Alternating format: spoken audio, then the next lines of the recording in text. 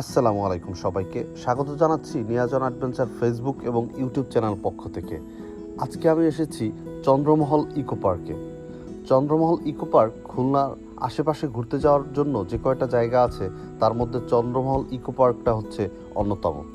তো চলুন দেখে নেওয়া যাক চন্দ্রমহল ইকো পার্কে কীভাবে আসবেন এবং আসার পরে কি কি জিনিস আপনারা দেখতে পাবেন। আমরা এখন খুলনা থেকে বাগেরহাটে যাওয়ার যে মেইন রাস্তা আছে হাইওয়ে, এখান থেকে হাতের বামে ঢুকতে হবে চন্দ্রমহল ইকো পার্ক। এটা হচ্ছে রঞ্জিতপুর বাগেরহাট আর কি, এই যে রোডটা দিয়ে ঢুকতে হবে। এখানে যদিও বড় করে একটা সাইনবোর্ড দেওয়া আছে, এখান থেকে এইটা রাস্তা আছে। চলুন, ফাইনালি আমরা চলে আসছি চন্দ্রমহল ইকো পার্কে। এখানে আসার পর যদি আপনাদের পার্সোনাল ভেহিকেল থাকে, বিশেষ করে বাইক বা সাইকেল, এখানে হচ্ছে পার্কিং করতে পারবেন। তো পার্কিং করার জন্য 20 টাকা করে প্রযোজ্য। এখান থেকে টোকেন নিতে হবে। আফটার দ্যাট হচ্ছে আপনারা এখানে পার্কিং করে দেন আর কি এখানে যাবেন। চন্দ্রমহলে প্রবেশের জন্য আপনাকে গুনতে হবে 60 টাকা করে পার পারসন। তো এইটা হচ্ছে প্রযোজ্য হচ্ছে 4 বছর হইতে টিকিট সংগ্রহ করতে হবে। মানে হচ্ছে বয়স যদি 4 বছর হয় তখন থেকেই হচ্ছে টিকিট লাগবে।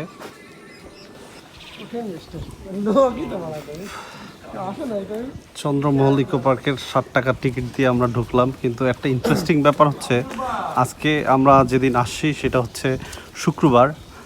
সাথে হচ্ছে আমার ফ্রেন্ড প্রিন্স। সে হাই।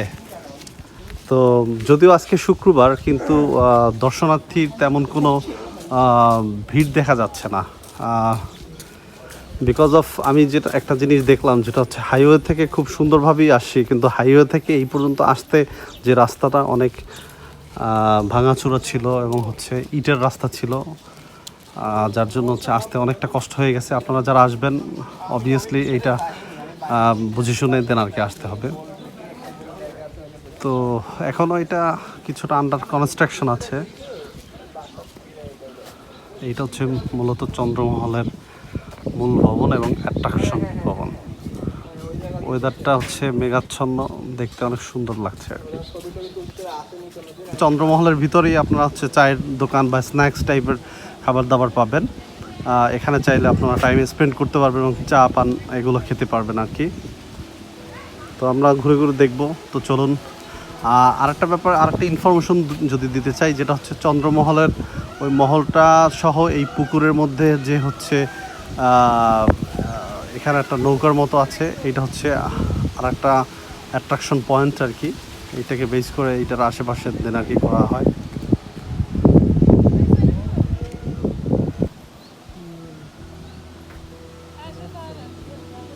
চন্দ্রমহলে ঢোকার জন্য এই বাঁশের সেতুটাকে আপনাকে ইউজ করতে হবে, দেন তারপর হচ্ছে আপনারা এই চন্দ্রমহলে প্রবেশ করবেন। কিন্তু হাই দাও বন্ধু, এই যে আমাদের ফটো সেশন করতেছে ওখানে বসে, আর আমি এখানে বসে ভিডিও করছি। তো যে কথাটা বলতেছিলাম যে এই সেতুটা হচ্ছে ভাঙা অবস্থায় আছে। তো বোঝা গেল ব্যাপারটা হচ্ছে অনেকটা মিসম্যানেজমেন্ট হচ্ছে, বা ওইভাবে প্রপারলি কেয়ার করা হচ্ছে না। এত সুন্দর একটা জায়গা খুলনার আশেপাশে যদি কেউ ঘুরতে চায়, তো আই থিঙ্ক যে এই চন্দ্রমহলটা হতে পারতো একটা ওয়ান অফ দ্য বেস্ট একটা জায়গা খুলনাবাসীর জন্য। কিন্তু এটা মিসম্যানেজমেন্টের জন্য খুব একটা বেশি পপুলারিটি হচ্ছে না বা পাবলিসিটি হচ্ছে না। চন্দ্রমহলের ভিতরে আরেকটি পুকুর আছে। এই পুকুরের মাঝখানে নয়নাভিরাম অনেক সুন্দর একটা জায়গা করে দিয়েছে, যেটা হচ্ছে এখানে একটা সেতু করে দিয়েছে পাকা করে। এই মাথার থেকে মাঝখান পর্যন্ত হচ্ছে আপনারা যেতে পারবেন এবং চারপাশে সুন্দর যে গাছপালা আছে এগুলো উপভোগ করার জন্য। আমরা যেদিনকে আসলাম, যদিও শুক্রবার, মানুষজন একটু কমই দেখা যাচ্ছে, কিন্তু তারপরেও হচ্ছে জায়গাটা কিন্তু প্রাকৃতিকভাবে হচ্ছে অনেক সুন্দর। আর ওয়েদারটাও বিশেষ করে আজকে সুন্দর, যার জন্য আমাদের কাছে খুবই ভালো লাগতেছে এই জায়গাটা।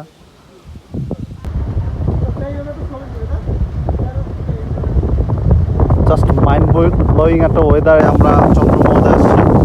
আপনারা ভিডিওতে অলরেডি দেখতে পাচ্ছেন যে আসলে এই জায়গাটা সুন্দর এবং হচ্ছে আবহাওয়ার জন্য জায়গাটা খুব সুন্দরভাবে রিপ্রেজেন্ট করছে আমাদেরকে। প্রথমত এসে যেভাবে ডিমোটিভেট হয়ে গিয়েছিলাম, তো আই থিঙ্ক যে একটু ঘোরাঘুরি করার পরে জায়গাটা আসলেই ভালো লেগেছে।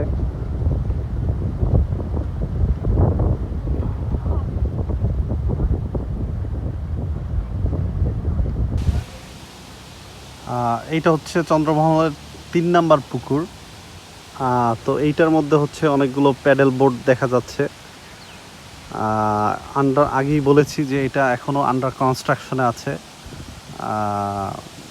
আসলে তারা হচ্ছে অনেক ধরনের প্রজেক্টই হাতে নিয়েছে। এটা প্রপারলি এক্সিকিউট করতে পারলে আমার মনে হয় ওয়ান অফ দ্য বেস্ট একটা ট্যুরিস্ট স্পট হবে খুলনাবাসীর জন্য এবং খুবই সুন্দর একটা জায়গা তারা উপভোগ করতে পারবে।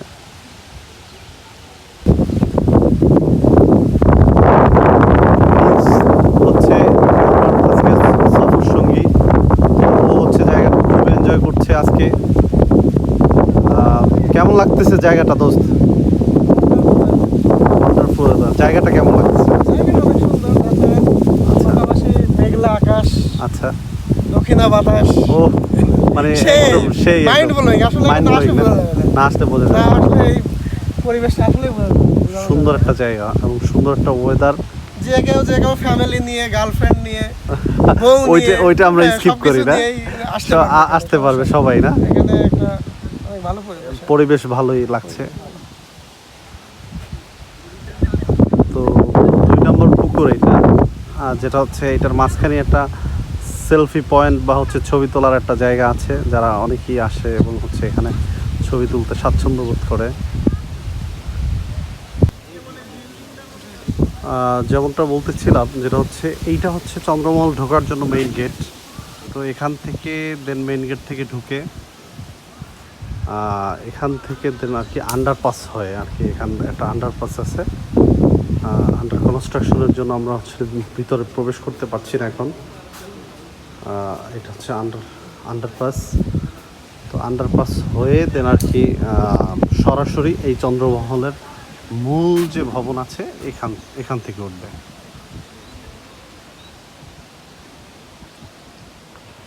তো আই হোপ যে এটা যখন পুরোপুরি কাজটা কমপ্লিট হবে তখন দেখতে অনেক সুন্দর লাগবে, একটা অ্যামেজিং একটা ফিল পাওয়া যাবে আর কি।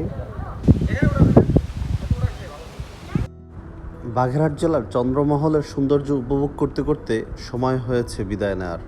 দেখা হবে নতুন ভিডিওতে নতুন কোনো জায়গায়। ততক্ষণে ভালো থাকবেন, সুস্থ থাকবেন। আল্লাহ হাফেজ, আসসালামু আলাইকুম।